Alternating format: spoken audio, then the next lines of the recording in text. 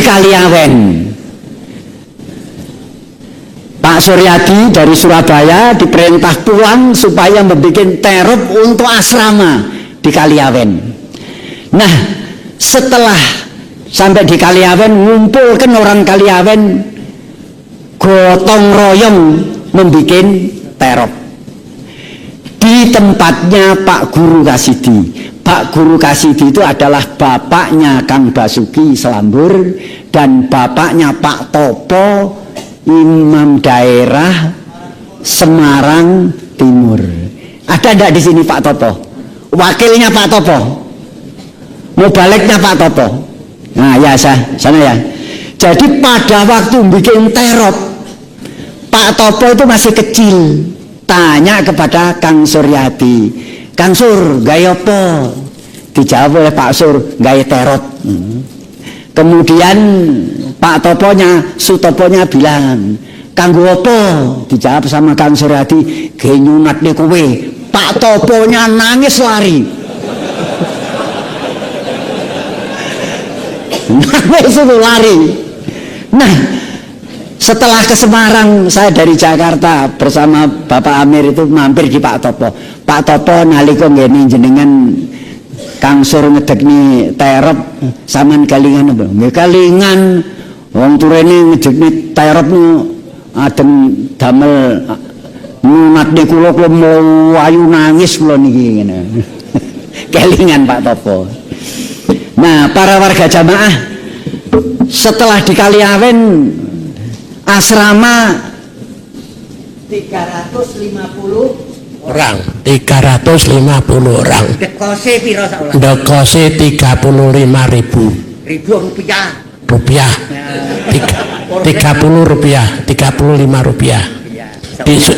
Di Surabaya 90 rupiah. Segone putih apa jatun? Campur. Kalau di Surabaya sebulan 90 rupiah, berarti setiap harinya 3 rupiah. Tapi setelah selesai asrama dari Surabaya, orangnya kurus-kurus semua karena makannya sedikit. Lah di Kaliawen sebulan indekosnya 35 rupiah. Tapi wongnya kurus apa gak kan, Sur? Lembu-lembu. Lah itu. Nah, para warga jamaah, setelah itu Pak Nur Hasan didatangi oleh Pak Alwi. Pak Alwi tokohnya PSI Kediri sini. Datang ke Pak Nur Hasan cerita, Pak Haji, niki sing derek ngaji pun kata. Terus pundi nek ndamel yayasan. Jadi bahasa Indonesia, Pak Haji, ini yang ikut ngaji sudah mulai banyak. Bagaimana kalau membuat yayasan? Pak Nur Hasan langgih. Nah, terus Pak Alwi bertanya, dulu Pak Nur Hasan pada waktu di Mekah itu sekolahnya di mana? Pak Nur Hasan jawab, wonten madrasah Darul Hadis. Nah, Pak Alwi, terus Pak Alwi menjawab, nah bagaimana kalau yayasan ini dinamakan Yayasan Madrasah Darul Hadis? Terus Pak Nur Hasan langgih. Nah, sejak itu para warga jamaah dibikinkah yayasan namanya Madrasah Darul Hadis.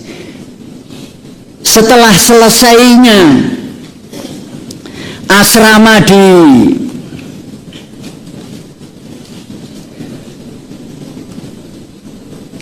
Kaliawen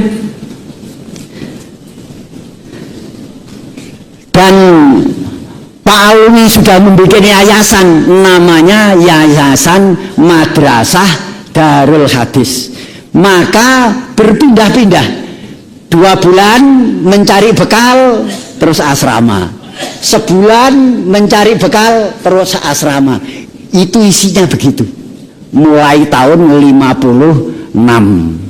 Jadi setelah asrama di Kaliawen dan yayasannya sudah namanya Yayasan Madrasah Darul Hadis, maka asrama berpindah-pindah dari Kaliawen kemudian Balong Jeruk.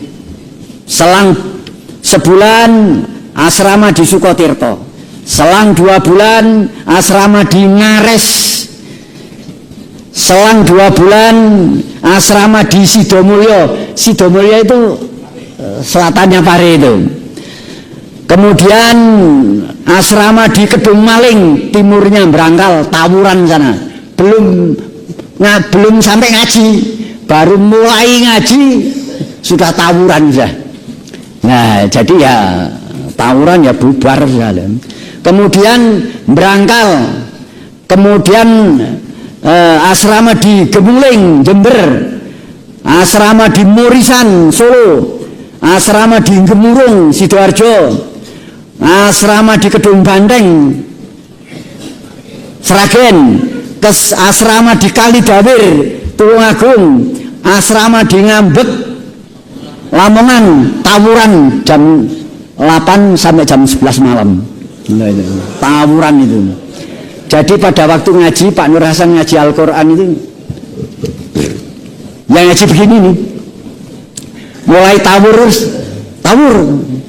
terus dilempar pisau, terus Pak Nur Hasan yang ngaji begini nih terus ditampani Al-Quran, terus pisaunya jatuh ke sebelah kanannya Pak Nur Hasan, mancep di kepalanya Pak Kaji Basuni.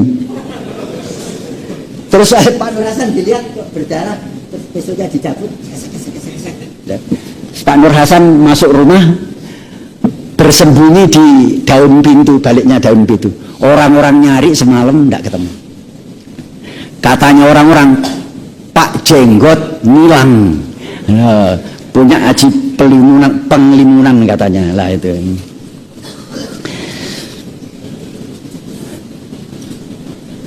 Kemudian asrama di Purwosari, Tulungagung, asrama di Kluthuk, Purwasri, asrama di Gading, asrama di Sumberagung, terus kembali lagi ke Gading tahun 59. Di sana yang insaf Bapak B.I. Prawironoto, Lurah Gading. Nah, Pak Lurah Gading, nah itu orangnya, gambarnya. Nah, Pak Lurah Gading bilang kepada Pak Nur Hasan, wis ora usah kloyongan rono-rono nek ngaji, dek kene ae tak tanggung. Di Pak Nur Hasan kalau ngaji sudah tidak usah pindah-pindah, di sini saja di Gading tak tanggung. Itu yang bilang Mbah Lurah B.I. Prawironoto. Tahun 59. Kemudian ngaji ya terus di Gading, sebulan mencari rezeki, sebulan di ngaji, sebulan cari rezeki, sebulan ngaji lagi. Tahun 1960 lahirlah putra Pak Nur Hasan yang nomor 6, namanya Abdullah Syakar. Nah itu tahun 60, tanggal 10 Agustus 1960 mulailah asrama di Desa Gading, asrama Hadis Bukhari juz 4 bab keamiran. Diterangkan sejelas-jelasnya, orang tidak jamaah mati masuk neraka, orang tidak punya amir hidupnya tidak halal, orang tidak baiat jahiliyah, orang tidak jamaah masuk neraka. Jadi yang menerangkan, diterangkan sejelas-jelasnya oleh Pak Nur Hasan. Santrinya pada waktu itu banyak yang menangis. Menangisnya, lah iya, ada begini kok saya nggak tahu, nangis ya. Ada lagi yang nangisnya seneng, nangis, alhamdulillah aku ijik petuk dalani nang swarga. Nah, pada waktu itu Pak Nur Hasan juga menerangkan bab keamiran. Para sedulur, silahkan sampean milih sing dipilih dadi amir, silahkan. Mbah Kayat nggih.